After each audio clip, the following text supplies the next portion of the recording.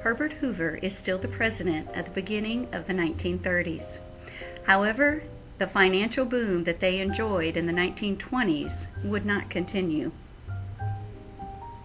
There had been such a steady climb in stock prices that Americans began to believe that the stocks would do nothing but go up.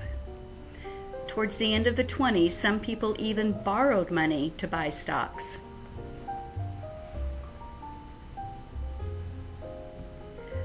But on October 29, 1929, in President Hoover's first year in office, the market crashed.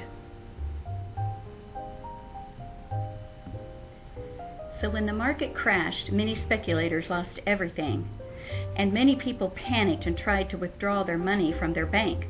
Many banks could not pay all of their depositors back, forcing the banks to close, also known as bank failures.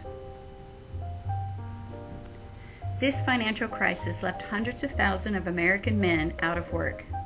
20,000 World War I veterans marched on Washington, D.C., demanding cash payments for their service certificates. These service certificates had been awarded to them at the end of World War I, but were not to be cashed in until 1945. President Hoover denied the veterans' request, refusing to cash in their service certificates early. In an effort to help with unemployment across the country, President Hoover did accelerate some public work projects. This helped create jobs for thousands of men, such as the building of Boulder Dam, which we know today as the Hoover Dam.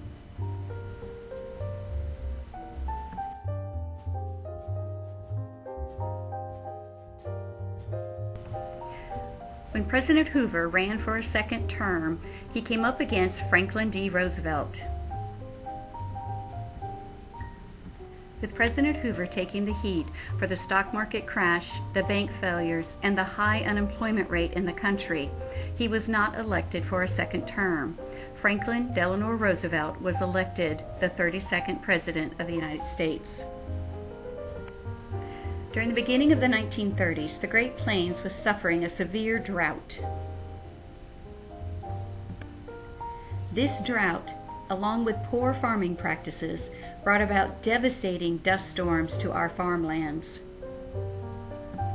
Many farmers were forced out of their homes and off of their lands, which were no longer able to produce any type of crops.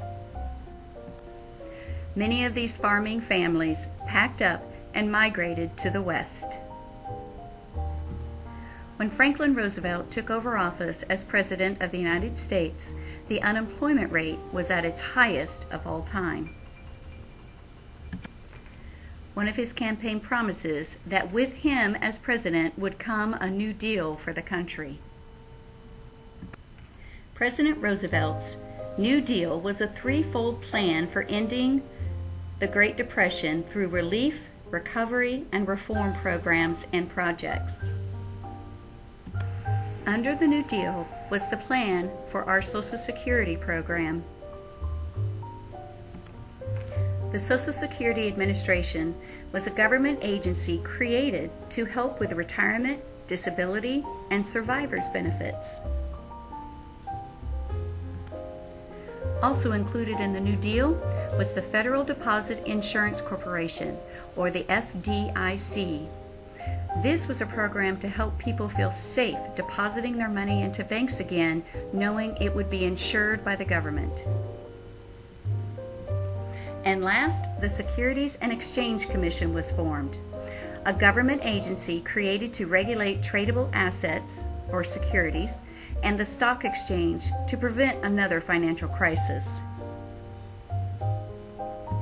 Many Americans were not pleased with all of the programs in the New Deal because implementation of them would require the government to enter deficit spending, or when spending exceeds the revenue in times of slow demand. Court packing.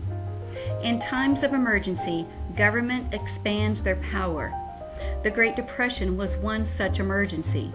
The New Deal was President Roosevelt's expansion of power. Many believed President Roosevelt's programs were unconstitutional and challenged some of them in court. After his programs were defeated in the Supreme Court, President Roosevelt used court packing to add new positions to the Supreme Court, ensuring that his programs would have the votes they needed to pass.